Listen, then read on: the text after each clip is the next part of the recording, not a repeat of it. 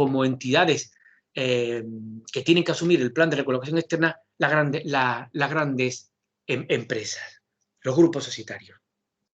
En segundo lugar, en muchos casos los planes de recolocación externa son planes genéricos y que, digamos, vienen a responder a un modelo estándar. Y finalmente, pues también hay que destacar que, aunque los servicios públicos de empleo tienen un papel que desarrollar en esta temática, como veremos después, sin embargo, la intervención del Servicio Público de Empleo viene a circunscribirse a un mero papel de control documental de estos planes. Pasamos al tema que me parece más importante, en el que insiste la directiva comunitaria. El centro de la regulación de los despidos colectivos tiene que ser el periodo de consultas, la negociación con los representantes de los trabajadores. Y tenemos que recordar que en el centro de ese periodo de consulta están las medidas sociales de acompañamiento. Por eso me parece fundamental que la regulación y la interpretación de la regulación se dirija a garantizar el efecto útil de la regulación, que es precisamente el referido a las exigencias documentales y a la negociación de las medidas sociales de acompañamiento dentro del periodo de consulta. Sobre las exigencias documentales, no hay duda de que el plan de recolocación externa es una obligación documental desde el inicio del procedimiento de despidos colectivos. De esto no hay ninguna duda. Y, bueno, pues podría abocar el despido en las irregularidades al respecto a la nulidad, en aplicación del artículo 124.11. Hay una sentencia del Tribunal Supremo, la cito más abajo, la sentencia del 26 de marzo de 2014, que es la única que he encontrado que indica expresamente que las exigencias relativas al plan de recolocación externa no está tasado como causa de nulidad. Pero esa mención tan escueta que no tiene ningún tipo de argumentación me parece que no se debe de contextualizar a la sentencia, porque en la sentencia lo que se está discutiendo en el caso de los despidos en la televisión municipal de Madrid, en la televisión de la Comunidad de Madrid, lo que se está discutiendo realmente es la suficiencia o insuficiencia de la medida del plan de recolocación externa, no la existencia misma del plan de recolocación externa, que en ningún momento se discute y que la empresa ha cumplido. Bueno, respecto del resto de medidas sociales de acompañamiento, bueno, tenemos un planteamiento formal que me parece que en nuestro ordenamiento responde a la exigencia de la directiva comunitaria. No se exige documentar al inicio del procedimiento las medidas sociales de acompañamiento y ni siquiera se exige que estas medidas se acuerden con los despidos. Insisto que esto también lo establece la propia directiva comunitaria en el artículo 2. Pero, sin embargo, creo que hay argumentos que obligan a matizar este planteamiento. Es decir, desde mi punto de vista, la exigencia documental de las medidas sociales de acompañamiento se impone. En un caso concreto lo dice la propia normativa, el artículo 8.2b. Pero creo que hay un criterio lógico-jurídico que conduce a esta tesis que mantengo, y es que si las medidas sociales de acompañamiento están en el centro del debate en las consultas, un debate de buena fe tiene que realizarse sobre una documentación, sobre una propuesta y contrapropuesta siempre en torno a una documentación. Y recuerdo finalmente que la directiva comunitaria indica que la obligación empresarial abarca toda la información pertinente al objeto de que los representantes de los trabajadores puedan hacer propuestas constructivas respecto del objeto del periodo de consulta, que son las medidas sociales de acompañamiento. He dicho que las medidas sociales de acompañamiento son objeto del periodo de consulta. De esto no hay la menor duda. Incluso quiero llamar la atención sobre un dato normativo.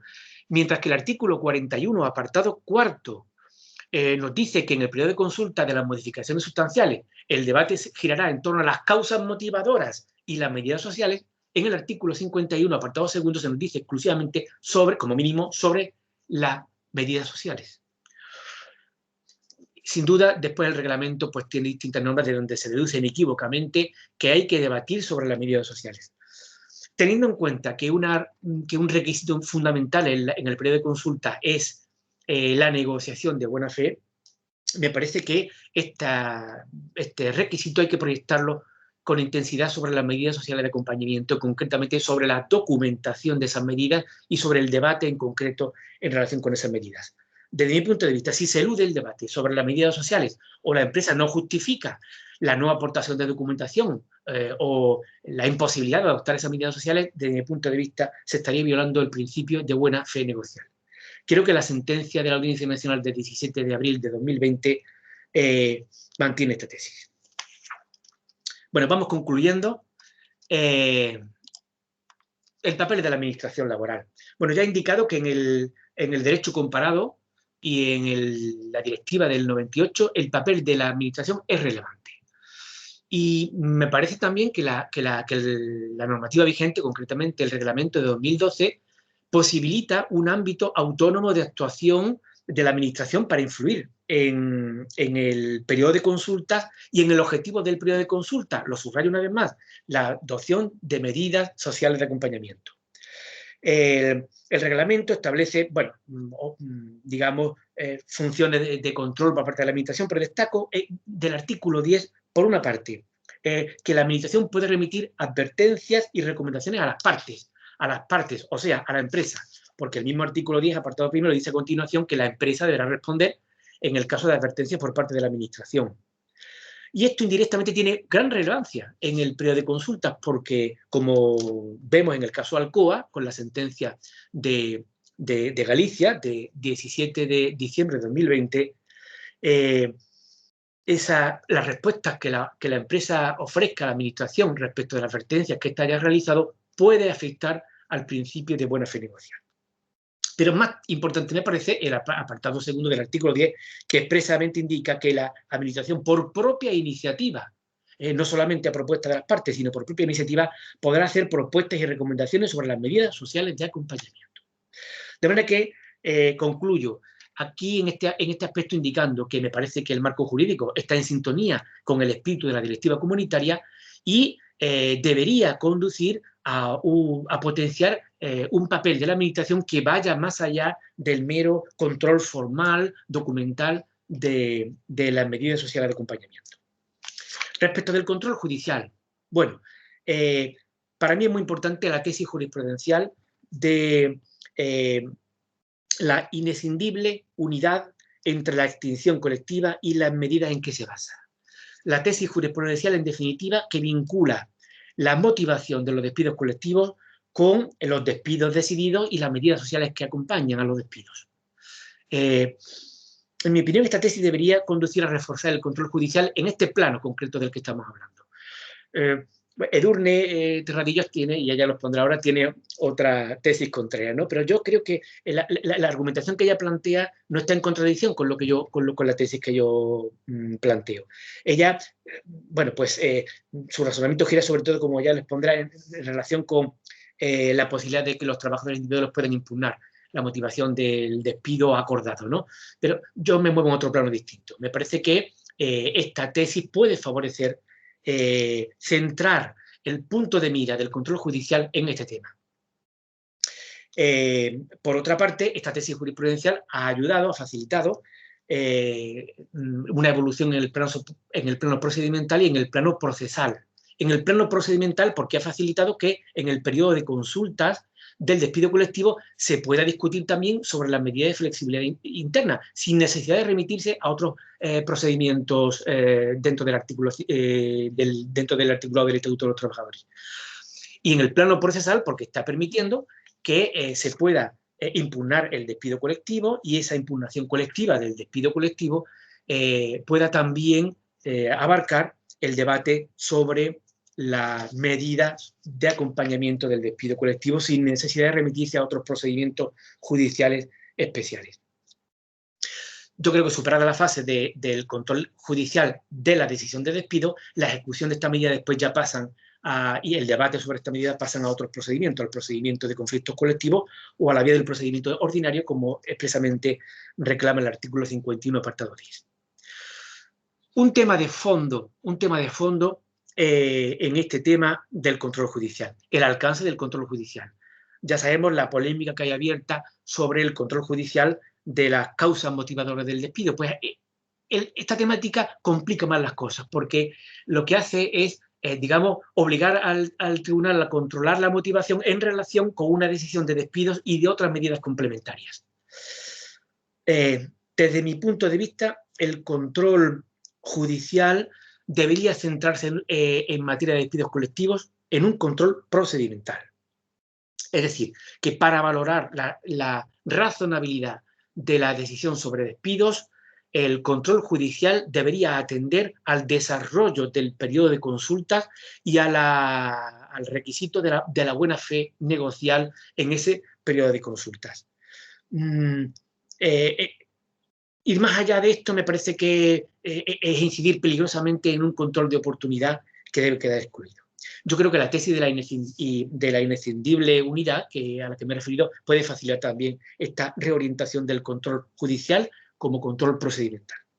Y ya concluyo definitivamente.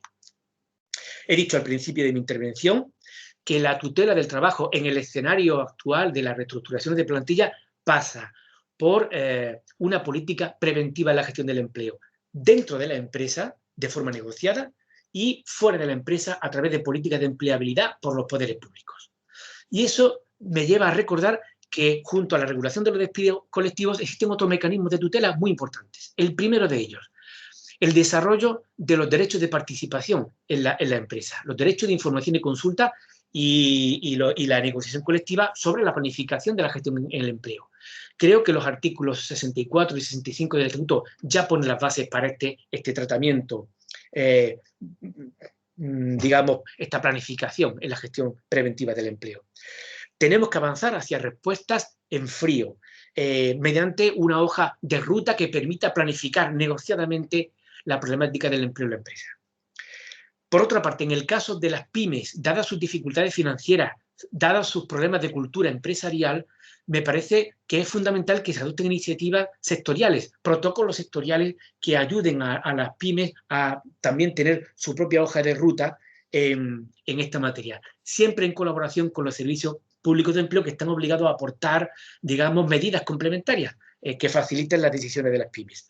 Me parece que las políticas sectoriales que se adoptaron en la década del 2000 respecto de las reestructuraciones en sectores como el calzado o el mueble es una buena referencia.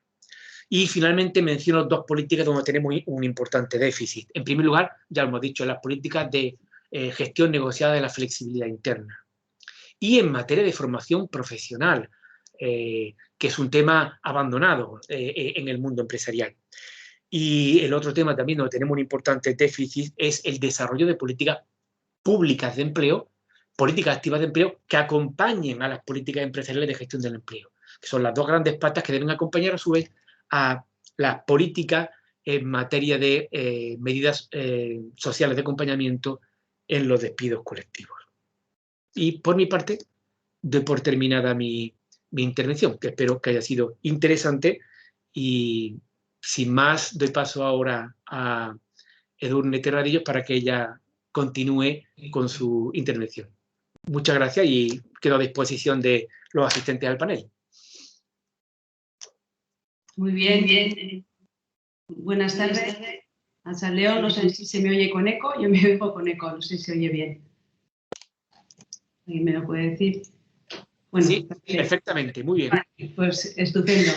Bueno, pues en primer lugar quería agradecer también al comité organizador que me invitara para estar aquí virtualmente, pero aquí compartiendo mesa con el profesor Navarro Nieto, que ha realizado una brillante exposición seguida o anticipada por una muy completa también ponencia y la verdad que es muy difícil añadir algo más a todo lo que ha expuesto él. Pero bueno, me toca también tratar el tema de las medidas de acompañamiento social en los procesos de reestructuración de empresas y la verdad que es una cuestión que entiendo yo que no ha sido tradicionalmente muy valorada ni por la doctrina ni por la jurisprudencia. Cuando preparé la ponencia por escrito, pues la verdad que me costó encontrar trabajos, ¿no?, que se centraran específicamente en esta materia, pero intuyo que se puede estar dando un cambio muy significativo, ¿no?, con motivo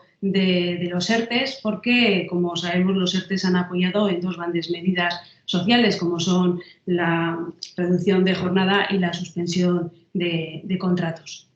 Por tanto, creo que este tema puede tener por cierta proyección, por lo cual pues, también estoy contenta de poder estar hablando sobre él.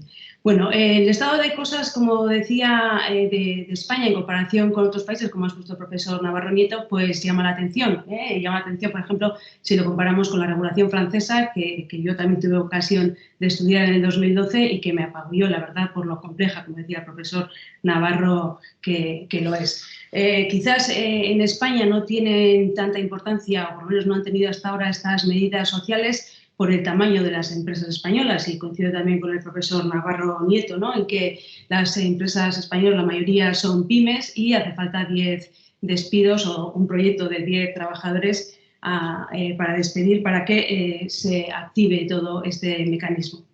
En resumen, por tanto, las medidas sociales han tenido poca tradición en España e incluso en la práctica pues no se aprecia que ni la parte económica ni la laboral, incluso ni los representantes de los trabajadores pues hayan impulsado especialmente estas medidas en las negociaciones en el periodo de consultas. La verdad es que las medidas, como decía el profesor también Navarro Nieto, se han reconducido, ¿no?, a elevar la indemnización legal del despido colectivo. No se han considerado las medidas sociales como medidas de protección del empleo, sino más bien como un mero complemento de los despidos y de su cuantificación monetaria.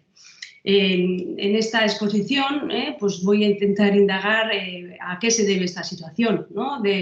Desde ayer hasta hoy, como decía, la situación por lo menos pues, ha sido de pérdida de entidad. Desde mi punto de vista, las medidas sociales han ido perdiendo entidad en la normativa. En ese sentido, quizás no estoy del todo de acuerdo con lo que exponía el profesor Navarro Nieto, pero profundizaré más adelante. Y, por tanto, pues, en resumen, de lo que voy a hablar es, en primer lugar, de cuál es la regulación actual, ¿no?, para saber de qué partimos o con qué instrumentos contamos. Posteriormente, seguiré con el control judicial y terminaré con una modesta propuesta de interpretación judicial distinta con la regulación que tenemos actualmente y que va a pivotar sobre dos ejes. Uno es la interpretación acorde con la Directiva 98/59, una interpretación judicial más acorde, diría, con esta directiva, y también una interpretación que se apoye en los juicios de razonabilidad y proporcionalidad de la medida empresarial. Y bueno, terminaré con unas conclusiones que partirán de la perspectiva de los ERTEs o que pues tendrá los ERTEs ya las enseñanzas que nos están deparando como referencia inexcusable. Bueno, pues empiezo con las medidas sociales de acompañamiento y también el plan de recolocación externa desde su regulación jurídica y lo que pretendo, como decía, es exponer cuáles son los obstáculos de esa pérdida de entidad y de eficacia de las medidas sociales. Pues bien, lo ha comentado el profesor Navarro también, para saber qué regulación tenemos hay que remontarse a la reforma del 2012, a la Ley 3/2012, que reforma el artículo 51 del Estatuto de los Trabajadores, donde se contemplan estas medidas sociales, o sea, se hace referencia a ellas en primer lugar, y en el reglamento que desarrolla este artículo, que es el reglamento 1483/2012.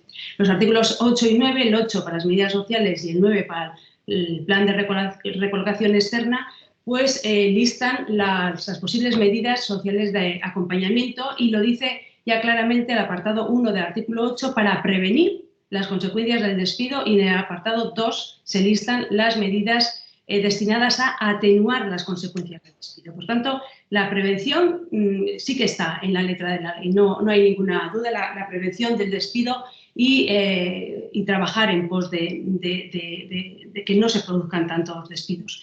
Ejemplos de medidas sociales, bueno, pues son conocidas, son medidas que tienen que ver con medidas de flexibilidad interna, como la movilidad funcional, movilidad geográfica, la modificación sustancial de las condiciones de trabajo y otras que ha citado también el profesor Navarro Nieto, y también están los planes de recolocación externa, que se contempla, como decía, en el artículo 9, y que a partir de esta reforma, bueno, quizás ¿no?, entre el 2000, que empezó ya en el 2010, la famosa reforma, la última gran reforma laboral, estos planes solo se han de prever o deben prepararse por parte de la empresa cuando los despidos afectan o van a afectar en ese proyecto a más de 50 trabajadores. Antes, en cambio, y por eso pues, discrepo algo con respecto a lo que ha manifestado el profesor Navarro Nieto, porque antes era en empresas, es decir, había que diseñar estos planes en empresas de más de 50 trabajadores, independientemente de que fueran tantos como 50 que ahora se exige los proyectos de despido.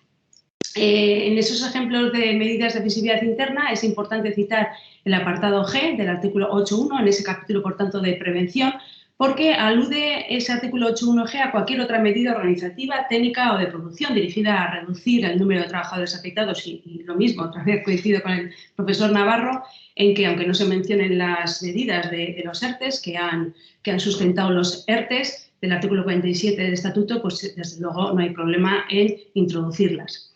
Pero la práctica empresarial, la verdad que, y la práctica, ¿no?, que se desprende, por lo menos de las sentencias que hemos estudiado, pues coincide en que se ha producido un abuso de las medidas del apartado segundo del artículo 8, es decir, de las medidas que palían o que atenúan las consecuencias del despido. Como comentaba también antes, sobre todo se contemplan medidas compensatorias de las diferencias salariales, cuando también coincido con el profesor Navarro Nieto en que habría que diferenciar estas medidas de la elevación de la indemnización o de las propias indemnizaciones por despido del artículo 14 y 15 del reglamento. Estas indemnizaciones se sitúan en esos artículos diferenciados de las medidas sociales y, por tanto, deben ser diferenciadas, aunque la jurisprudencia pues, también ha favorecido este enfoque combinado.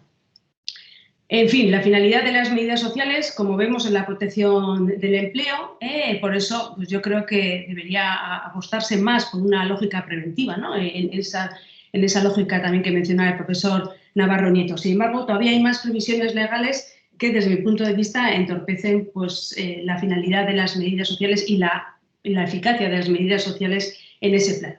Y me voy a referir a tres aspectos de la regulación. La primera, y ya empiezo con las consultas, es cómo se contemplan las consultas y en relación con las medidas sociales. Otra vez repito, como decía el profesor Navarro Nieto, el artículo 2 de la directiva sitúa las medidas en el centro de las consultas. Dice en concreto ese artículo 2.2 que la consulta deberá versar como mínimo sobre las posibilidades de evitar o reducir los despidos colectivos y de atenuar sus consecuencias mediante recurso a esas medidas sociales. Y además se dan ejemplos, no creo que son ejemplos baladí, sino son ejemplos que atenúan las consecuencias del despido, como la recolocación, o acciones de formación o reciclaje profesional. Yo encuentro aquí una primera contradicción entre la directiva y la interpretación efectuada por el TJUE y la legislación española. Porque es verdad que la legislación española, el artículo 51 y también el artículo 7 del reglamento, reproduce el texto de la directiva, pero no se encuentra en ningún lugar, de forma tasada por lo menos, ninguna obligación por parte de la empresa de aportar ni a los representantes legales de los trabajadores, ni tampoco a la autoridad laboral, ese planteamiento o ese plan de medidas sociales. No existe esa obligación al inicio, cuando inicia el procedimiento la empresa con esa comunicación escrita, donde debe documentar sobre todo la causa, como se contempla en la relación de documentación que debe aportar obligatoriamente en los artículos 3 a 5 del reglamento, pero no existe esa obligación de comunicación o de aportar documentación por parte de la empresa tampoco durante el transcurso de las medidas, por lo menos de forma tasada, me estoy refiriendo.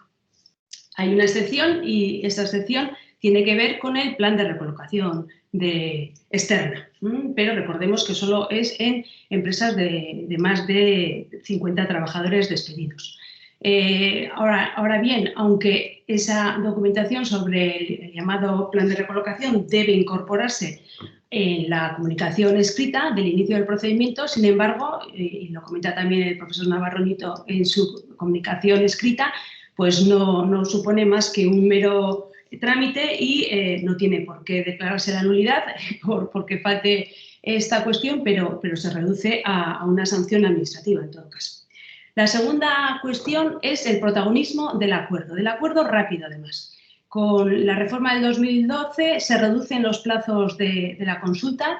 Es verdad que así debe ser, que lograr el acuerdo debe ser la finalidad de las consultas, pero llama la atención que se reduzca tanto el tiempo de consultas, y llama la atención también el apartado 6 del artículo 7 cuando posibilita terminar ante tempore el periodo de consultas cuando hay acuerdo e incluso sin una mínima negociación sobre las medidas sociales. Y en tercer lugar, el papel de la autoridad laboral. Quizás en la letra de la ley, que lo soporta todo, sí que observamos en el preámbulo mismo de la Ley 3/2012 que la autoridad laboral iba a adoptar un papel central en las consultas, porque recordemos que se suprimió la autorización administrativa que permitía a la autoridad laboral estimar o desestimar en todo o en parte la medida empresarial extintiva, ¿no? En su caso. Pero es verdad que si miramos a la práctica o a la realidad, pues la autoridad laboral muchas veces se convierte en un mero convidado de piedra. Podía haber adoptado un papel activo, como la legislación española también, y la directiva, el artículo 4.2, se lo permite, una labor de conciliación, de mediación, de propuestas, pero sin embargo normalmente se dedica a registrar, ¿no?, el acuerdo y en su caso a vigilar si hay posibles vicios de voluntad en la consecución de ese acuerdo, tipo dolo, fraude, coacción o abuso de derecho. Hay excepciones y también comparto que el caso Alcoa es una importante excepción, pero quizás es una excepción y la regla con mucha pena, pero es otra. Bueno, este es el planteamiento del ordenamiento jurídico con que contamos y paso ahora a exponer cuál es el control judicial o a fijarme en cómo valora la jurisdicción el planteamiento o no, la negociación o no de las medidas sociales. La verdad es que hay una relación causa-efecto, ¿no?, entre la actual legislación, la actitud también de los agentes sociales, que como comentaba al principio de mi exposición, tampoco se han mostrado muy favorables o muy proclives a reclamar las medidas sociales por parte de los trabajadores, me refiero en este momento, y por tanto pues el control judicial es más bien débil. Es más bien débil por la regulación y por, como digo, la tradición histórica, pero es verdad que desde mi punto de vista determinada doctrina jurisprudencial elaborada, ¿no?, en derredor de los despidos colectivos, pues no coopera en dotar de relevancia y de eficacia a estas medidas. Y las evidencias las he resumido en dos. En primer lugar, el artículo 124.1 de la Ley de la Jurisdicción permite, como sabemos, que la demanda se funde en que no se haya realizado el periodo de consulta o que no se haya entregado la documentación prevista en el artículo 51.2. El efecto jurídico, como sabemos, de una demanda fundada en esos motivos es la nulidad del despido. Sin embargo, la obligación de negociar de buena fe no incluye la negociación actualmente, no incluye la negociación de las medidas sociales, aunque supongan el contenido mínimo de las consultas. Por otra parte, ni la falta de medidas sociales ni incluso del plan de recolocación, que como comentaba se encuentra o se debe encontrar en la comunicación escrita de inicio del procedimiento, determinan tampoco la nulidad del despido. ¿Por qué? Pues porque no se trata, como decía también al principio, de documentación tasada ni en la ley ni relacionada con la causa. Es decir, la documentación que por el reglamento debe aportarse es la contemplada entre los artículos 3 y 5 y las medidas se encuentran en el 8 y el plan de recolocación en el artículo 9. Es verdad que hay sentencias que exigen más documentación que la tasada en esos artículos 3, 4 y 5 del reglamento. Hay una doctrina que efectúa una interpretación finalista de lo que debe incluir la obligación empresarial en el sentido documental, pero no alcanza esa interpretación finalista a las medidas sociales. No, se queda corta, podríamos decir. En segundo lugar, y aquí el profesor ya atisbaba porque lo ha leído, que no estoy tampoco totalmente de acuerdo con él, estaría la doctrina sobre la inscindible unidad del acuerdo, en el sentido de que debe existir una unidad entre las medidas en las que se apoye y la decisión extintiva. Para mí es obstaculizadora esta doctrina a la hora de dotar de eficacia a estas medidas sociales. ¿Por qué? Pues porque el acuerdo adoptado en periodo de consultas impide que la acción individual o colectiva impugne ese acuerdo adoptado en consultas. Y en este sentido, quiero mencionar un voto particular de la sentencia del Tribunal Supremo de 2 de julio del 2012, que por cierto fue suscrito por más de un magistrado, que venía a criticar que ese acuerdo adoptado en consultas pues, se viene a dotar de una especie de presunción iures et de jure, de existencia de causa en el acuerdo. Es decir, el acuerdo viene a dotarse de una especie de valor de sentencia, de cosa juzgada, y esto pues contrasta significativamente con el convenio colectivo Erga-Unes, ¿no?, de eficacia jurídica, que puede ser motivo de impugnación. Bueno, hasta aquí, por tanto, y como comentaba, se situaría lo que existe, es decir, cuál es la situación de la legislación, qué valoración merece esa legislación, esa regulación jurídica por parte de los tribunales, y como anunciaba al principio, yo modestamente pues,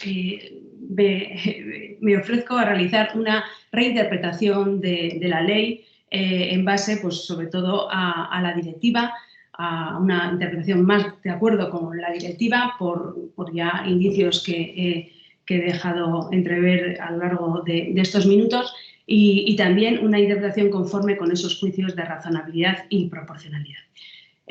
Con la directiva, ¿qué principios o qué doctrina avalan otra interpretación con la directiva y con el derecho de la Unión Europea? Pues en primer lugar mencionaría el principio de interpretación conforme de la legislación española con esta directiva 98/59.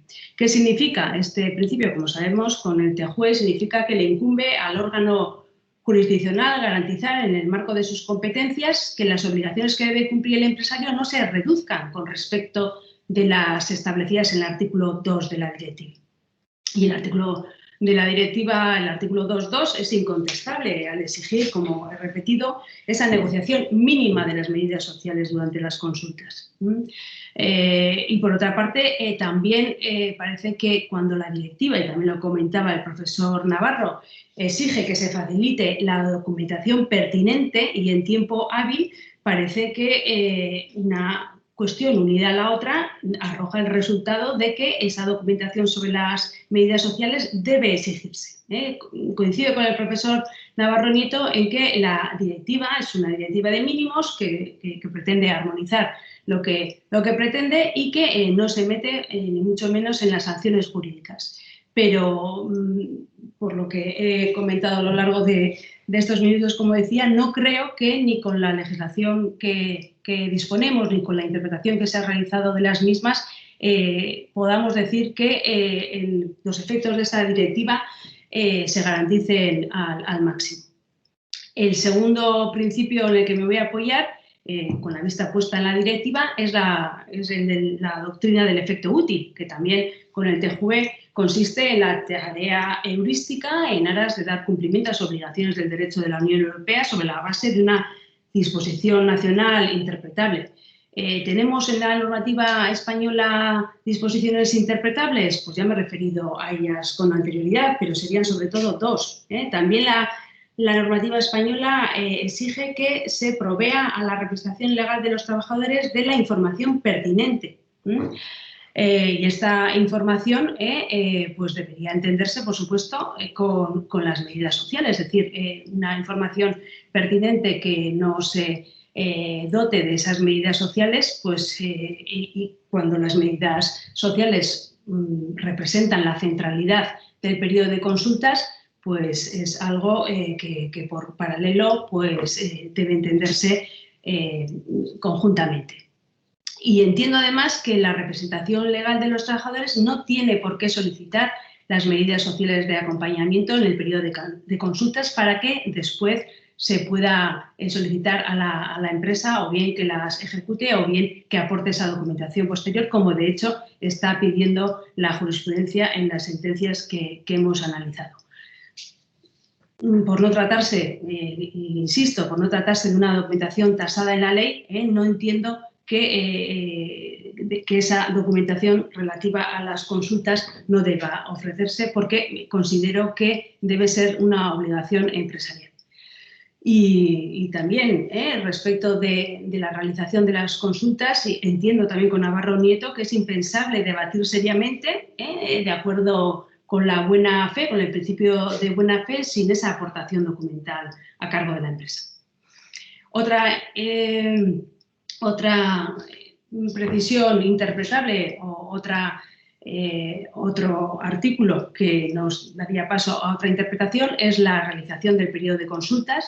Como decía, puede entenderse que si no se negocian las medidas sociales, el despido podría declararse nulo para mí, incluso si hay acuerdo, porque dicho acuerdo debería poder ser impugnado. Es decir, para mí la doctrina de la inescindible unidad del acuerdo iría en contra de la efectividad de las medidas sociales, porque no permite disgregar ese acuerdo y estaría en consonancia también con ese acortamiento del periodo de consultas y con la pretensión, entiendo yo, del legislador español del 2012 de conseguir cuanto antes un acuerdo. Bueno, dejando la directiva a un lado, la otra propuesta que realizaría yo es una interpretación de la normativa jurídica actual en base a los exámenes de razonabilidad y de proporcionalidad del despido. En ese sentido, quiero matizar ya cuál es el significado de este examen doble, porque supondría comprobar la adecuación entre las causas del despido y las medidas adoptadas por la empresa. Cuando cito la proporcionalidad, me estoy refiriendo no tanto al principio de proporcionalidad en los 3 exámenes que contempla. No estoy proponiendo que los jueces adopten un examen o examinen la medida extintiva en base a la idoneidad de esa medida con respecto de la finalidad de la empresa, ni siquiera, ni mucho menos, que sea un examen de necesidad, en el sentido de que con la normativa actual, por lo menos con la regulación jurídica actual, sea posible que el juez discrimine una medida extintiva porque hay otras menos dañinas para los trabajadores. Pero sí que propongo, como lo han hecho otros por otra parte, que se integre en ese examen judicial la proporcionalidad de los sacrificios. Es decir, me estaría deteniendo en el tercer examen de este principio de proporcionalidad, que hace alusión al principio de proporcionalidad en sentido estricto, en el sentido de valorar esos sacrificios de ambas partes.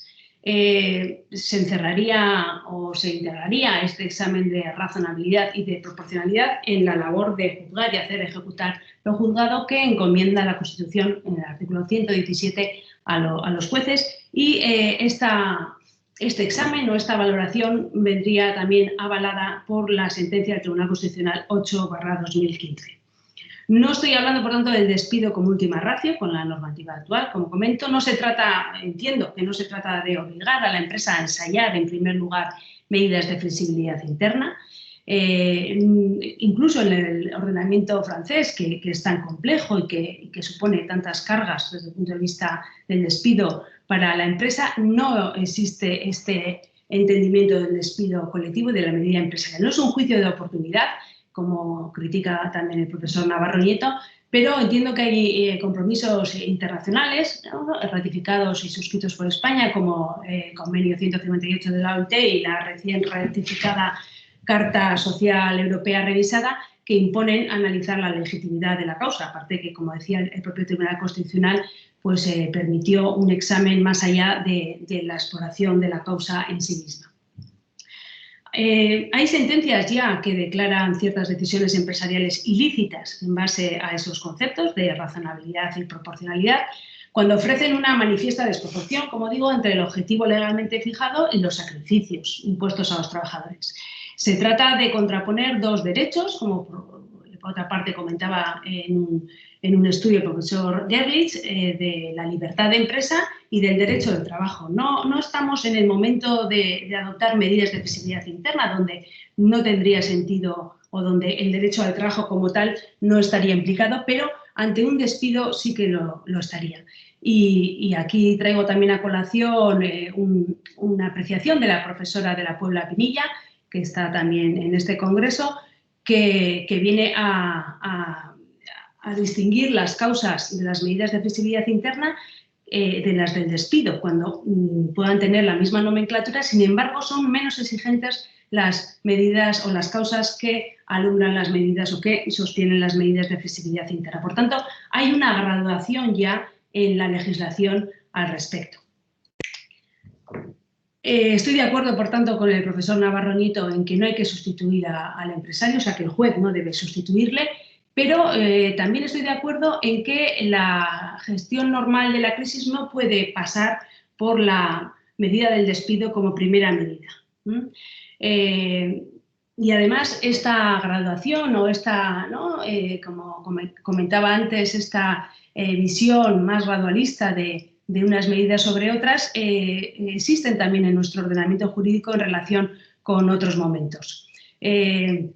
Me estoy refiriendo al derecho sancionador, no estoy hablando ahora del derecho al despido, o sea, del despido colectivo, sino que me estoy refiriendo a que cuando el empresario impone una sanción disciplinaria al empresario y se revisa, porque se trata de una sanción muy grave, la calificación judicial puede, o la sentencia, puede autorizar o desautorizar la sanción impuesta y la sentencia puede declarar que permite o puede pedir a la empresa que efectúe otra graduación del incumplimiento laboral. La pregunta central aquí, ¿no?, sería si el juez podría declarar que existe una manifiesta desproporción entre la medida del despido y el sacrificio exigido a los trabajadores cuando sea posible acudir a las medidas sociales. Porque es verdad que hay sentencias que exploran, ¿no?, ese examen, pero no se ha producido con respecto, esos exámenes no se han librado o no se han deparado en relación con las medidas sociales. Y esa sería la pregunta. Yo no tengo una respuesta clara, ¿no?, al respecto, y por eso pues, sitúo o dejo esta cuestión abierta para un posible debate. Desde luego que con la normativa anterior al COVID-19, pues yo creo que no sería posible realizar esa declaración, pero es verdad que con los ERTEs estamos acudiendo quizás a un cambio de paradigma. Actualmente, por ejemplo, hay sentencias que examinan el tránsito empresarial entre los ERTEs y los ERES por causas por causas económicas, técnicas, organizativas y de producción, que se traducen en un control judicial en esa clave. Es decir, la misma causa del ERTE no puede sustentar un ERE válido por esa misma causa. Pero claro, hay que tener cuidado porque estamos hablando con una normativa ad hoc y no es la normativa a la que volveremos después de la pandemia, o quién sabe, ¿verdad? Porque no sabemos, como por otra parte ha sido anunciado, si lo ha anunciado el secretario de Estado de Empleo, si cambiará este paradigma o si nos habrá servido esta situación para prosperar hacia otro modelo de relaciones laborales y también del despido colectivo. Y así voy a terminar con unas conclusiones a partir de la experiencia de los ERTEs. Con esta experiencia de los ERTEs creo que es necesario reparar en el espacio que ha ocupado el despido, en la lógica del estado de alarma y del estado de emergencia sanitaria.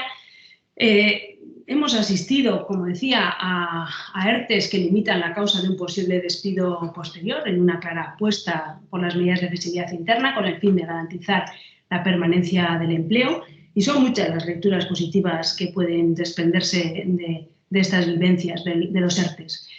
Como por ejemplo que se han convertido en los protagonistas laborales de la pandemia.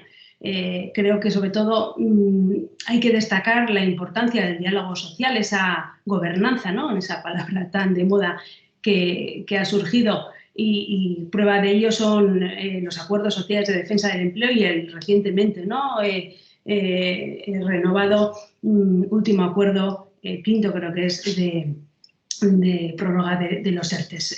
Para mí lo importante creo que es, y esto todavía no lo podemos comprobar, creo yo, pero creo que es ese convencimiento por parte de los agentes sociales de esa necesidad de gobernar las relaciones laborales y del acuerdo previo, ¿no?, a la legislación, en este caso a la legislación de emergencia, pero, ¿por qué no?, a una legislación tan crucial como es la relativa a los despidos colectivos. Es importante también, y otra lectura positiva de estos ERTEs ha sido que se ha contenido el desempleo.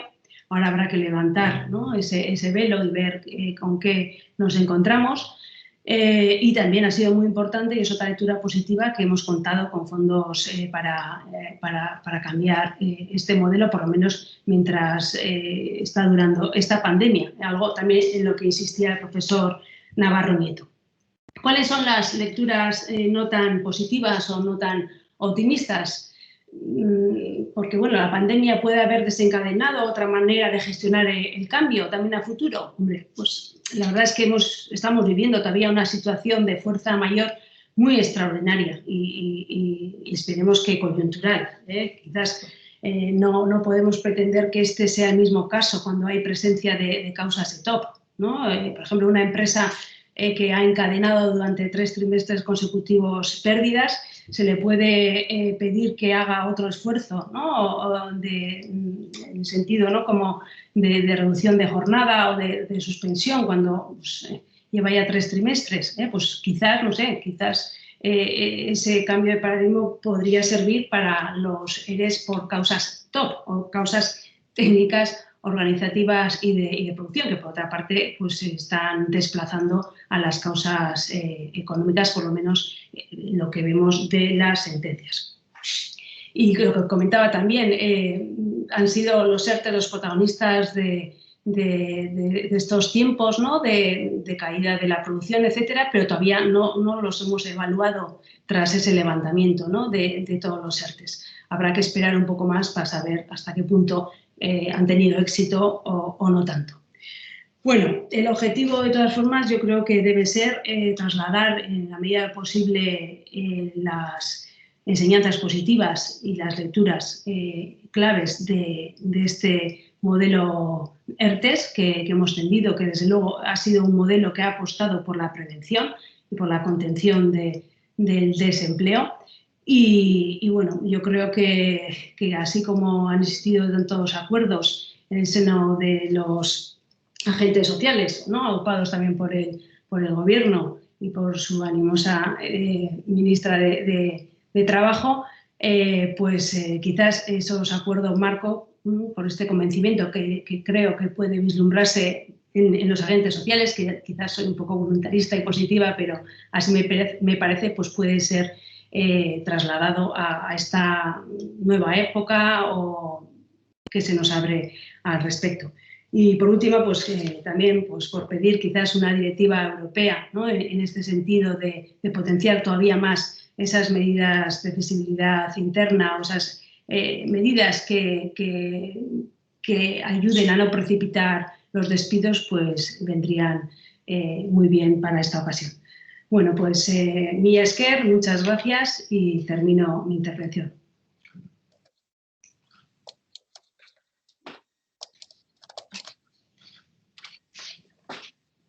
Muchas gracias, Federico Navarro Nieto y Edurne Terradillos, por vuestras estructuradas y didácticas ponencias que han captado, seguro, el interés de todos los asistentes y que se han complementado perfectamente con muchos acuerdos, algunos puntos de vista comunes, pero también con desacuerdos para abrir el debate a continuación.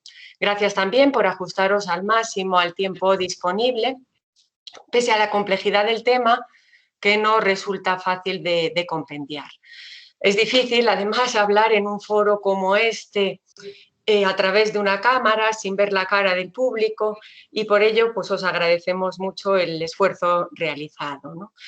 En fin, distinta filosofía de la Directiva 98/59 y el artículo 51 del Estatuto, interpretación conforme con la Directiva, armonía o no del marco jurídico español con la Directiva y en línea con la evolución del derecho comparado, mayor protagonismo de la administración laboral, medidas sociales de acompañamiento, alternativas a los despidos y medidas para atenuar las consecuencias, balance de las medidas, problemas de cuantificación de los despidos a tener en cuenta, el plan de recolocación externa, la importancia de la política preventiva en la gestión del empleo por la empresa, ¿no? La significación de los ERTEs, de reducción de jornada y de suspensión de contratos como medidas de flexibilidad interna, en especial tras la pandemia. El tejido empresarial español, con pymes con muy escaso número de trabajadores, ¿no? Frente a la exigencia pues, de este mínimo de 10 trabajadores o de 50 para las medidas sociales de acompañamiento y en los planes de recolocación. La doctrina del inescindible, inescindible unidad del acuerdo entre extinción colectiva y medidas en que se basa, con cierto desacuerdo entre los ponentes, la reinterpretación de la regulación conforme con la Directiva 98/59 que ha hecho Edurne, ¿no? En relación con las medidas sociales de acompañamiento, la información pertinente del periodo de consultas, el momento de solicitud de esas medidas de acompañamiento por la representación legal de los trabajadores, control judicial, el examen dual de la razonabilidad y la proporcionalidad de los sacrificios, pues son algunas de las cuestiones que creo pueden a continuación abrir el debate. Por favor, le pido a los asistentes que para solicitar el uso de la palabra utilicen el icono con el muñequito que permite levantar la mano. Y así, bueno, pues podemos ir dando el uso de la palabra de forma ordenada, ¿no? También podéis utilizar el chat de la plataforma. Bueno.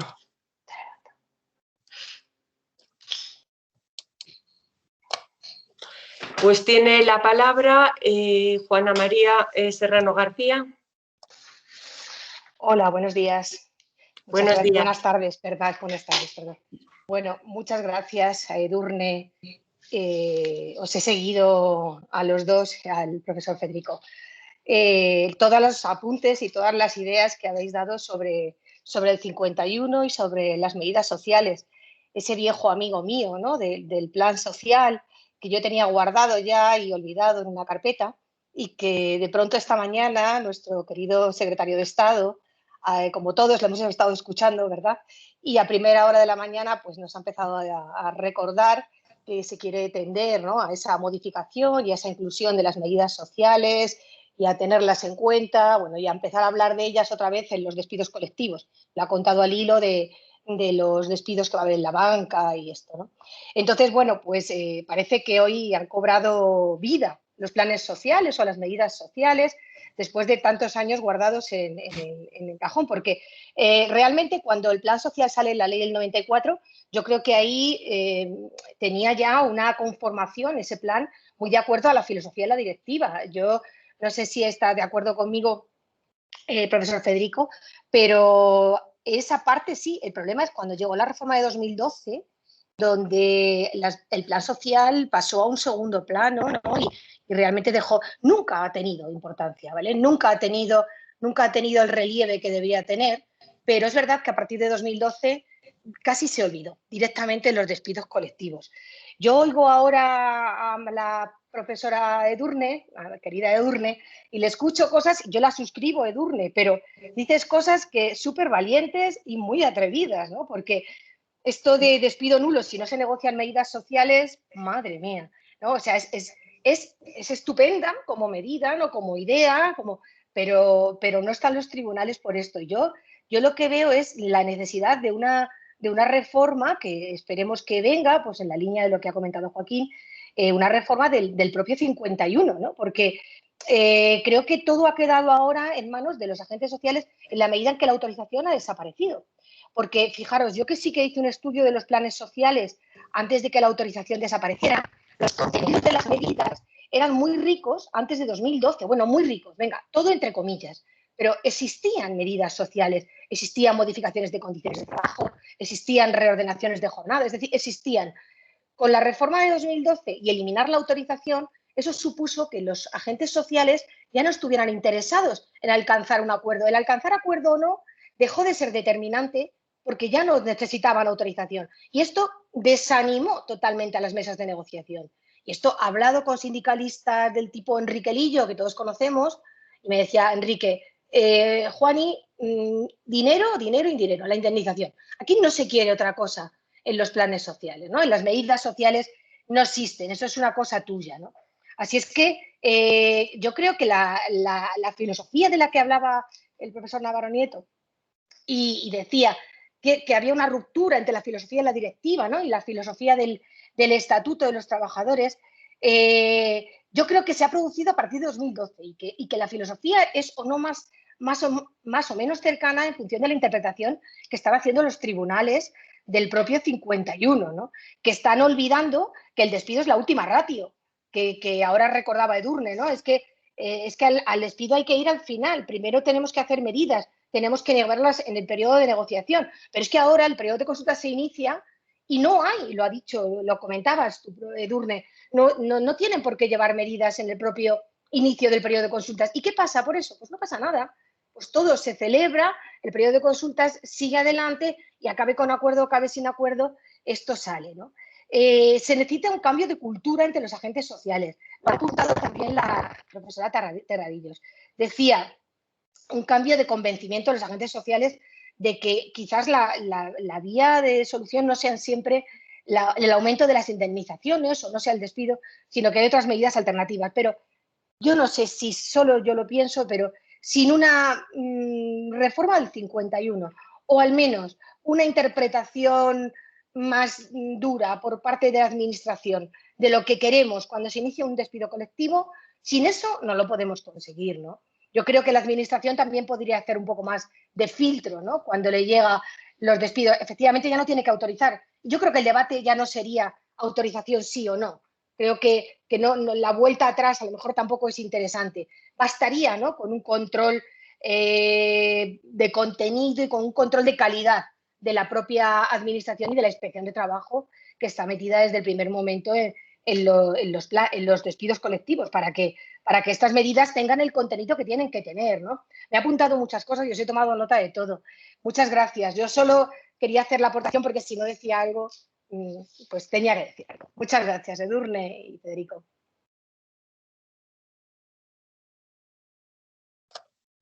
Gracias, Juana. No sé si queréis intervenir o intervienen primero las personas que preguntan. Bueno, os cedo la palabra porque vamos en principio bien de tiempo. Federico, Edurne.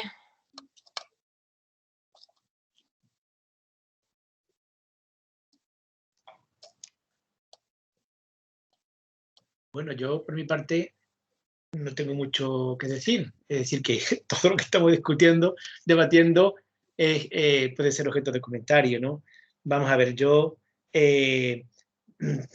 pienso, por ejemplo, que en el tema de los ERTE, del periodo de la pandemia, bueno, hay que ser precavidos sobre el futuro, por dos razones muy sencillas. Porque el éxito que ha tenido era obligado. Por una parte, tiene una fuerte financiación del Estado que no existía en circunstancias normales, de ahí que el artículo 47 no tuviese un gran juego. Y segundo, pende la regla de la prohibición de los despidos.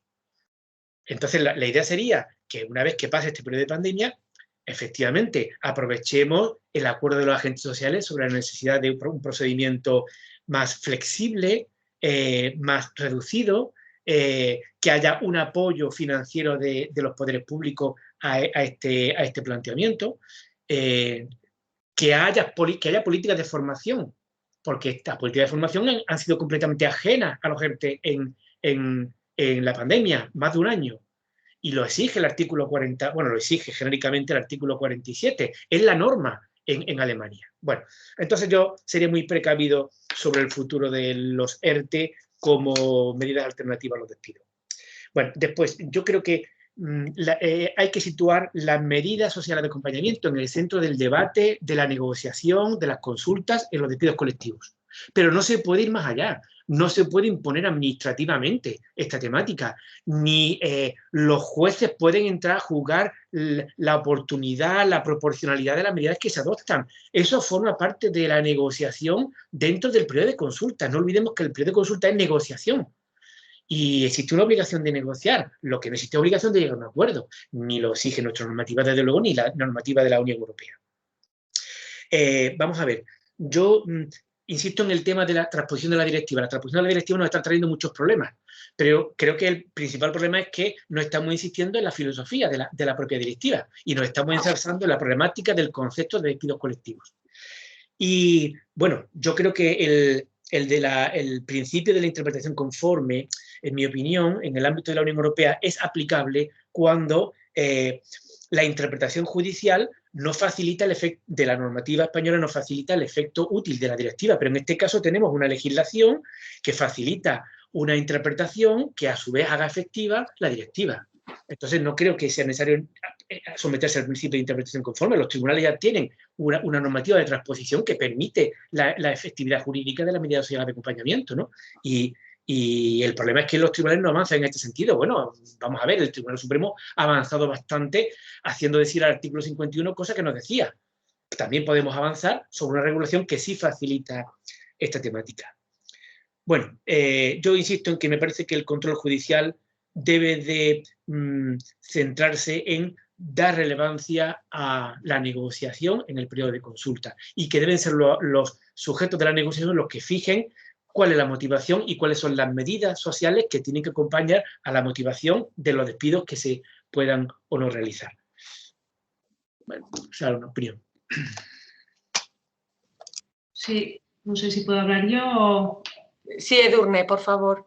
No, que yo en principio pues sí que he propuesto otras interpretaciones, pero en la base estoy de acuerdo con el profesor Navarronito, es decir, las consultas son la base central de todo y si las consultas, si por ni de una parte ni por la otra se llevan las medidas sociales, si no hay interés, como ha comentado también la profesora Juana Serrano, si no hay interés en aportar ni en reclamarlas por parte de los representantes de los trabajadores, si el interés consiste en elevar las indemnizaciones, pues a partir de ahí ni hay examen de razonabilidad, ni de proporcionalidad, ni de nada. Es decir, pues eso muchas veces pasa que te dan un tema y te emocionas con el tema, pero la verdad es que yo creo que la doctrina o no, aquellos que hemos estudiado estas medidas somos quienes más hemos puesto la carne en el asador por ellas, porque yo no veo que ni el gobierno, ¿no? Por lo menos hasta ahora, ¿no? Los gobiernos que han pasado desde el 2012, ni, vuelvo a insistir, ni los agentes sociales ni nadie, ni los jueces tampoco, porque si no hay voluntad o si no se observa que se negocian esas medidas, pues tampoco se las van a inventar, pues vamos, que el panorama es como es porque las consultas fallan, porque no hay interés. Ahora, creo que también hay que ser muy cautelosos respecto del éxito o no tan éxito fabuloso de los ERTEs, pero quizás se han ensayado esas medidas, igual pues redunda en beneficio o en el ensalzamiento de estas medidas sociales de otra forma, desde la ley. Para mí, yo no sé, no estoy tan de acuerdo en que se facilite el efecto útil de las medidas sociales cuando no están ni tasadas en la legislación. Yo entiendo que deberían tasarse por lo menos y así pues se diría de alguna forma a las partes que se tienen que centrar en eso. Si no están ni tasadas, pues hace falta mucha voluntad por parte de jueces e incluso de la autoridad laboral, etcétera. Y claro, pues si las partes protagonistas no lo ven, pues no se puede hacer mucho más, ¿no? Salvo que la ley las impulse de otra forma. Muchas gracias. Tiene ahora la palabra Jaime Cabeza.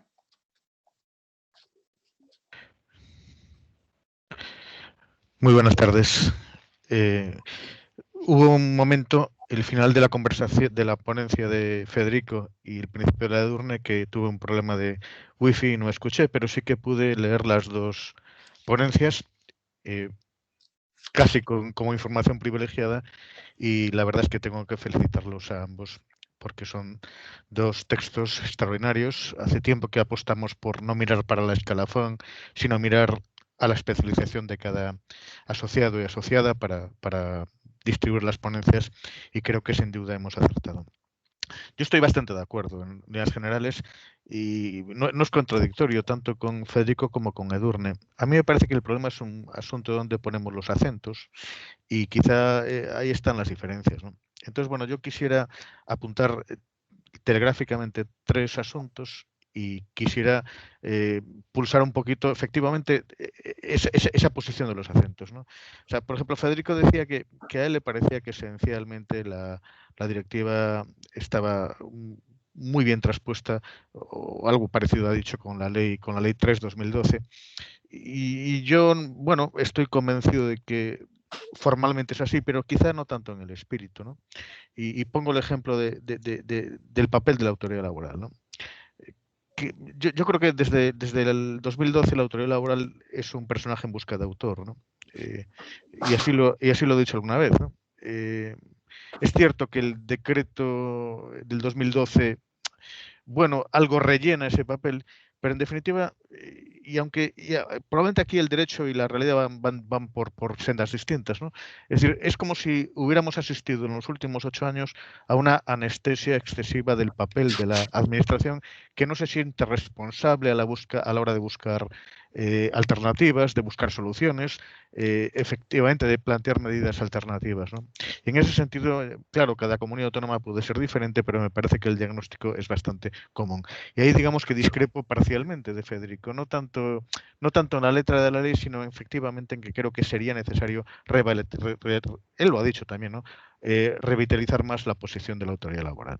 El segundo aspecto que a mí me produce también cierta discrepancia, no discrepancia, pero por lo menos un acento diferente en lo que ha dicho Federico, es en el tema de la causalidad, ¿no? Y bueno, es verdad, la directiva va por un plano, se mueve en un plano, perdón, y la legislación interna en otro, ¿no? Pero también es verdad que la práctica totalidad de los sistemas europeos eh, exigen la causa, ¿no? Y es verdad también que el nivel de exigencia, la valla es mucho más bajita cuando se trata del despido por causas empresariales que por causas atinentes a la conducta del trabajador. Pero si ahora repasamos Holanda, Francia, desde luego Italia, pues la causalidad creo que permanece en la mayoría de los sistemas de la Unión Europea, ¿no? Y es un valor en sí mismo. Yo creo que es algo de lo que debemos debatir, pero en principio habría múltiples motivos para sostener una defensa causal en la doctrina, en línea con la doctrina que además defiende la doctrina judicial, ¿no? Y por último, que quizás sea esto un poco el gran tema, ¿no? Es decir, a mí me gustaría darle vuelta al calcetín, ¿no? Y hablamos siempre de las medidas de acompañamiento que tienen que ver con la extinción del contrato. Y a mí lo que me da la impresión es que desde el año 2015 en adelante en Europa ha venido una segunda ola de flexiseguridad, ¿no? De seguridad en el mercado de trabajo. Entonces la pregunta que le formularía a los dos, a Federico y a Durnes, ¿no os parece que a lo mejor este tipo de medidas de acompañamiento que presuponen la extinción deberían anticiparse y también ponerse en marcha cuando no esté inmediatamente en discusión el mantenimiento del vínculo?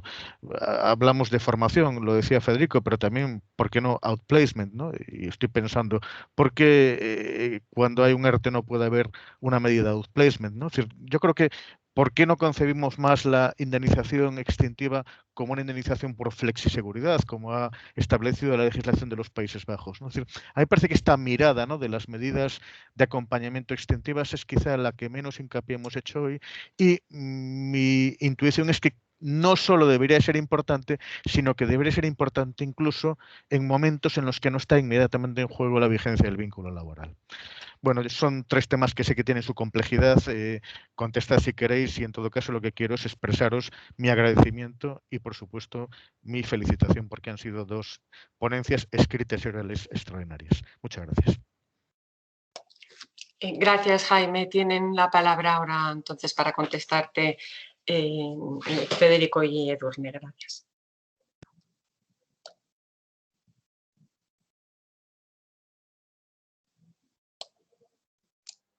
Bueno, yo por mi parte, Jaime, encantado de saludarte, dos observaciones muy concretas. Primero, creo que he tratado de demostrar en mi exposición jurídica que el espíritu del artículo 51 facilita un papel con cierta autonomía de la administración. Bueno, el marco jurídico es ese, y creo que ese espíritu, el espíritu del marco jurídico responde a las exigencias de la directiva comunitaria. ¿Por qué no se han desarrollado políticas en el plano de la administración que incentiven este papel de la administración? Bueno, pues por lo mismo que no han existido políticas de la administración en relación con los ERTE en materia de formación. ¿De acuerdo? Por lo mismo. Pero la normativa sí que responde al espíritu de la directiva. Lo que hace falta son políticas concretas que den contenido a ese tema. Y después, en cuanto a la medida de acompañamiento, vamos a ver. Yo creo que hay modelos que refuerzan los objetivos de empleabilidad en el mercado de trabajo y, consecuentemente, restan importancia al control, vamos a decir, y a las garantías en materia de despidos colectivos. Y hay otros modelos, como el italiano o como el español, donde las políticas de empleabilidad son tan débiles que lo importante es que no se despida al trabajador. Porque fuera del empleo vamos a tener problemas para reincorporar al trabajador a un empleo. Entonces, pongo el ejemplo de los Países Bajos, pero también los países nórdicos, ¿no? Entonces, claro, por eso he insistido continuamente en mi intervención en que la gestión de la medida de acompañamiento en el marco de la negociación dentro de un despido colectivo no se puede desconectar de las políticas de empleabilidad en el mercado de trabajo, y eso depende de los poderes públicos, obviamente, ¿no? Y eso son las políticas de flexiseguridad, me parece, ¿no? Evidentemente, también hay que tener en cuenta que se pueden adoptar medidas que impidan llegar a esa situación en caliente de los despidos. Y tenemos el artículo 64 y 65 que permitiría avanzar en protocolos empresariales sobre la gestión del empleo y la planificación del empleo. Pero no se desarrolla. Y ya está ese espíritu en el artículo 64 y 65 desde el año 2007. En fin, son las contradicciones de la cultura de las relaciones laborales en nuestro país. Y se avanza, obviamente, se avanza quizás con lentitud, con contradicciones, pero yo creo que el problema está en la cultura de nuestras relaciones laborales, no en un marco jurídico que creo que, bueno, evidentemente, con algunas contradicciones y algunos problemas, pero creo que va en la buena dirección, ¿no? Yo quiero decir, repito, los ERTE han funcionado, pero recordemos que en los ERTE ha habido una novedad que no existía tradicionalmente en el artículo 47. Se han simplificado los procedimientos y para eso ha habido una voluntad de los agentes sociales de ponerse de acuerdo. Se ha negociado efectivamente en las empresas porque ha habido una voluntad de negociar entre empresas y representantes de los trabajadores. Y después ha habido una apuesta de los poderes públicos para financiar estas políticas, que antes no existían. Entonces, todos estos datos me parece que deberíamos de tenerlo en cuenta. Nada más por mi parte. Gracias. No sé si quieres añadir algo, Edurne. Bueno, que yo también estoy de acuerdo en esa última parte de la flexiseguridad y de anticipar, ¿no?, la gestión del cambio, en palabras de la Comisión Europea, y que estoy de acuerdo en potenciar, ¿no?, como dice el profesor Navarro Nieto, en potenciar los contenidos de los artículos 64 y 65. También quería recordar una directiva que se aplica a grandes grupos de empresas y de tipo público, de carácter público, que sugiere o que favorece que los representantes de los trabajadores participen en la redacción del informe de gestión de las empresas, de manera que de cara, ¿no?, a prever qué es lo que va a pasar en esa empresa, pues también los representantes de los trabajadores puedan saber, ¿no?, cuáles son los obstáculos y cómo se puede anticipar lo que puede acaecer más adelante. Quiero decir que con ese tipo de instrumentos, o por lo menos potenciando, ¿no?, a través de ese concepto también un poco manido de la responsabilidad social empresarial, pues se podría favorecer que se anticiparan esos cambios y que también la parte trabajadora accediera, ¿no?, con más asiduidad y con más efectividad a esos informes financieros o a la situación futura de las empresas donde trabajan. Nada más. Muchas gracias, Edurne. Tiene pedida la palabra ahora Carlos de Fuentes. Buenas tardes, muchas gracias. ¿Se me escucha bien? Perfectamente. Perfecto, muchas gracias. Comentarles que, en primer término, que muchísimas gracias por las ponencias, que me han gustado mucho y sobre todo me han interesado bastantes de las cuestiones comentadas, y incidiría en dos cuestiones que han comentado los que me han precedido en la palabra de los interlocutores. Entonces, iba a incidir en el aspecto de qué papel, por qué los sindicatos tienen esa relación con las medidas sociales de acompañamiento tan escasa. Cuando me he acercado a este tema, he visto que los sindicatos no tenían, no eran demasiado amigos de estas medidas, y yo creo que, bueno, nos lo ha comentado también una compañera antes que me ha precedido en el uso de la palabra. Y en segundo término, iba a incidir sobre la autoridad laboral. Entonces, que también ha comentado el profesor Jaime Cabeza. Entonces, me queda un tercer actor, que son los servicios públicos de empleo y la posible inspección de trabajo, pero incidiría en los servicios públicos de empleo. Ha habido una parte de la exposición del profesor Navarro Nieto que no he podido seguir por problemas de conexión, entonces igual lo ha comentado en ese momento, y si es así le pido disculpas, pero los servicios públicos de empleo me parece que tendrían un papel mucho mayor del que tienen actualmente, sobre todo en el tema del outplacement, que yo lo comentaré mañana en mi comunicación. Y nada, un poco alguna reflexión al respecto. Muchísimas gracias.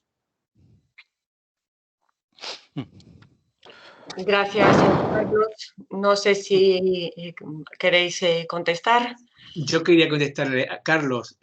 Los servicios públicos de empleo tienen muchas tareas pendientes.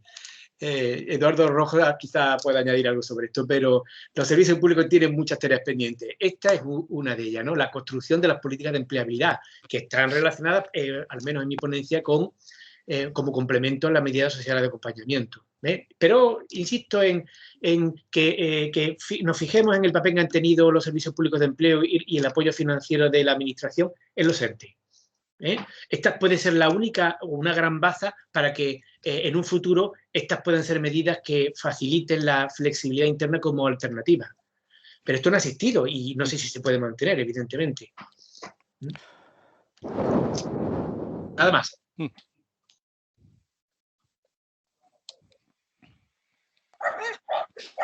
Disculpad, ¿tiene ahora la palabra Eduardo Rojo? Muy buenas tardes. ¿Se me oye bien? Perfectamente, Eduardo. Pues, en primer lugar, mi felicitación más sincera a la organización del Congreso y, por supuesto, tanto a Federico como a Edurne. En términos jurídicos, me adheriría a las palabras de Jaime Cabeza de felicitación, porque los textos presentados son de una gran riqueza y aportan ideas muy sugerentes para el debate, discusión y, por supuesto, para el aprendizaje. Y también, dado que se ha citado anteriormente y creo que está en esta sala virtual, felicitar a la profesora Enar Álvarez Cuesta por su, estoy seguro, bien merecido premio. Yo quería simplemente aportar 3 o 4 ideas generales que no creo que deban ser objeto de respuesta. Obviamente lo dejo o de consideración, lo dejo a juicio de él y de la ponente, que son las siguientes. En primer lugar, la importancia de la temática de los despidos colectivos. Hay que ponerla en relación y de lo que suponen las medidas de acompañamiento para evitar, para atenuar los mismos. Hay que ponerla en relación con lo que era la normativa, con lo que es la normativa todavía vigente, que data de 2012, no lo olvidemos, y las medidas que se han instrumentado durante la crisis. Yo quería recordar, y no creo que sea inocuo hacerlo, aquel famoso preámbulo del Real Decreto Ley y de la Ley 3/2012 de 6 de julio que decía que ya estaba todo solucionado, que no había nada que discutir, que los jueces no tenían nada que decir. No decía eso, obviamente, con este lenguaje que utilizo, con esta terminología la norma, pero evidentemente iba por ese camino. Afortunadamente, la judicatura fue mucho más allá de esa pretendida voluntad del legislador y ha ido construyendo una doctrina con dimes y diretes, con puntos positivos y otros no tanto, a mi parecer, pero eso sería motivo de otro debate. Y sobre todo sí que ha entrado, quizá aquí matizaría un poquito las palabras de Federico, sí que creo que ha entrado en el análisis de las causas, de la relación existente entre las medidas adoptadas y la razonabilidad, la funcionalidad de las mismas. Entre paréntesis, y creo que es importante recordarlo, en esa aportación del Tribunal Supremo fundamentalmente jugó un papel relevante un maestro de juristas del que hoy tristemente es el sexto año de su fallecimiento, el doctor Manuel Ramón Alarcón Caracuel. Por tanto, esta sería una primera reflexión importante. La segunda, que sería conveniente no pensar que los ERTEs, las medidas de la crisis, van a desaparecer por arte de Birliberloque cuando se acabe, ojalá se acabe esta situación de crisis. Yo creo que si algo podemos aprender de estas medidas, con todos los defectos que tengan, es que han planteado el debate en términos de potenciación y reforzamiento de las medidas de flexibilidad interna. Y ese es un cambio importante, que lógicamente los agentes sociales acogen positivamente, y en este caso mucho más la parte empresarial, porque hay un presupuesto muy relevante, desde luego.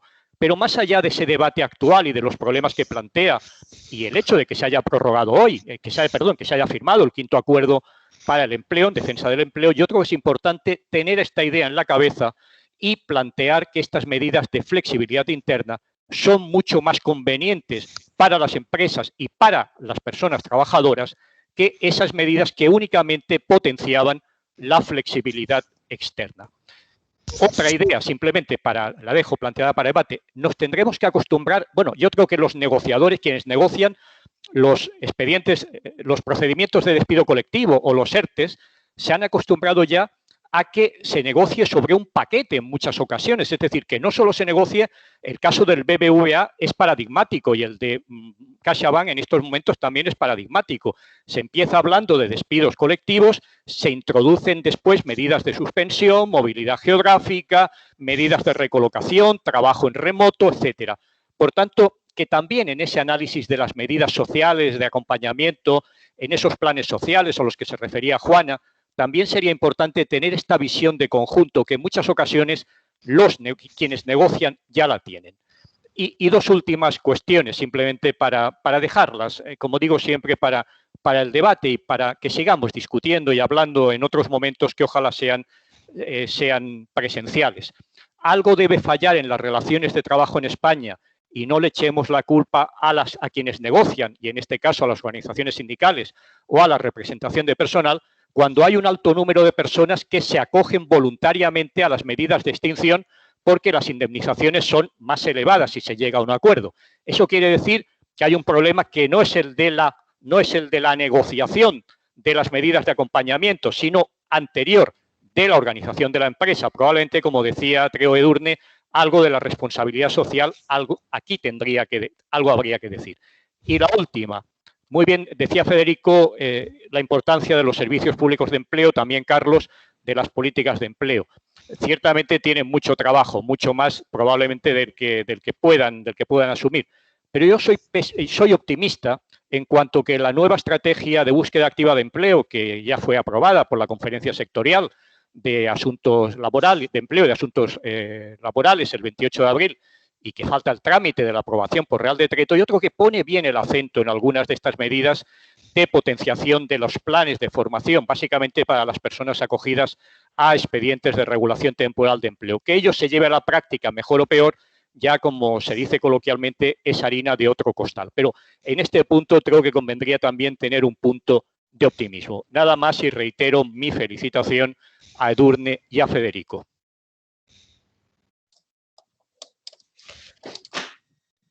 Gracias, profesor Rojo. Tienen la palabra Edurne y Federico para contestar. Bueno, por mi parte, agradecer a Eduardo su intervención y saludarlo virtualmente. Bueno, yo estoy de acuerdo en casi todo lo que ha comentado Eduardo.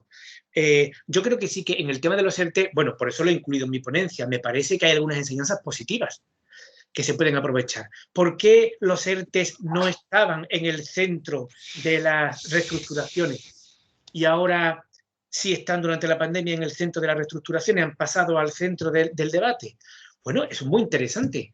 Las medidas de flexibilidad interna han cobrado un vigor enorme en el debate. Bueno, vamos a analizar qué aspectos positivos han podido influir.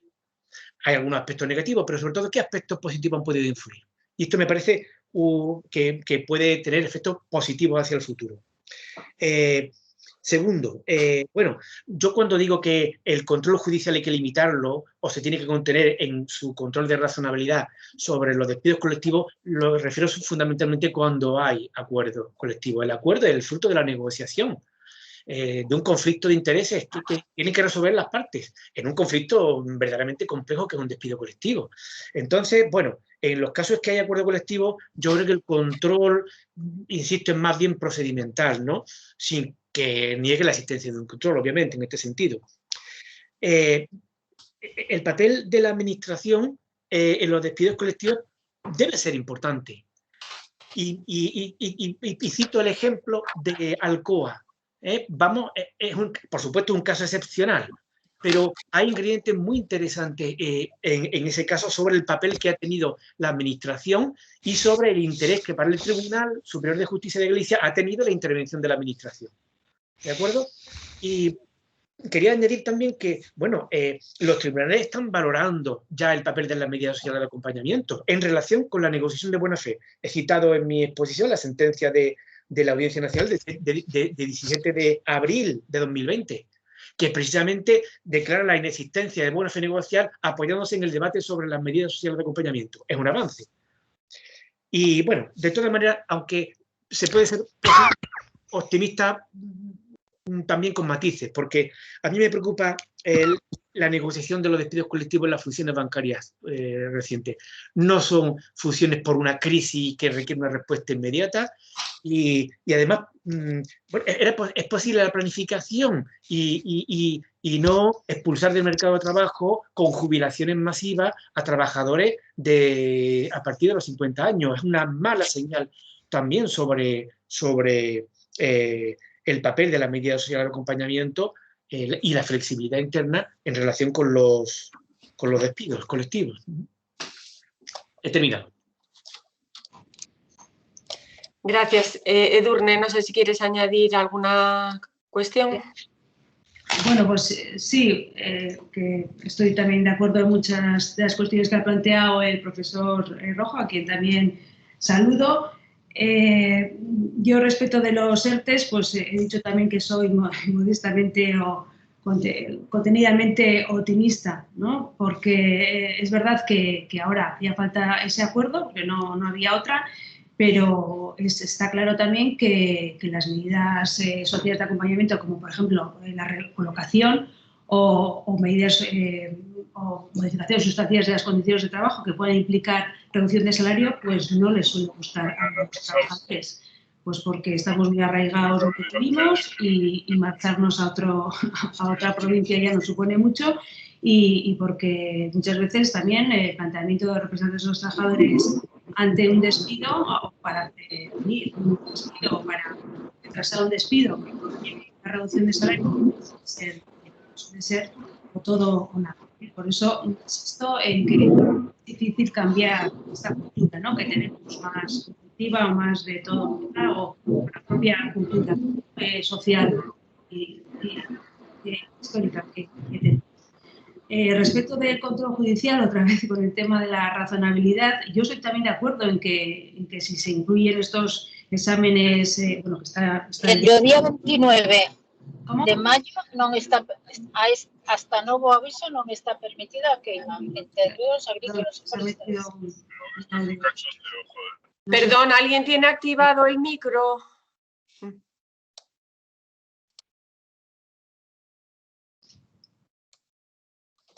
Bueno, que quiero decir que Perdona.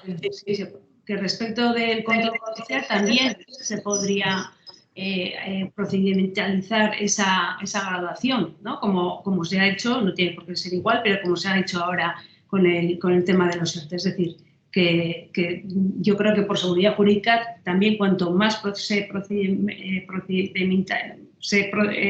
procedimiento por parte de la ley, pues mejor será para que los jueces puedan realizar su labor mejor. Y bueno, pues eso era lo que... Una referencia. Bueno, enhorabuena y gracias de nuevo a los profesores Navarro Nieto y Terradillos Ormachea por sus brillantes exposiciones. También a los profesores Juana Serrano, Jaime Cabeza, Eduardo Rojo y a Carlos de Fuentes por enriquecer con sus intervenciones y con las respuestas de los ponentes el debate y las propias ponencias. Felicidades y gracias, no solo en mi nombre, sino en el de la organización y en el de todos los asistentes. Gracias también a quienes habéis estado conectados y seguido con atención esta sesión. Recordad que quedamos convocados en media hora los asociados para la Asamblea General y después para la votación para la elección de la Junta Directiva. Cerramos ya la sesión, hemos cumplido bien, creo que con el tiempo, y gracias de nuevo a todos. Un saludo. Gracias a todos. Un saludo a todos.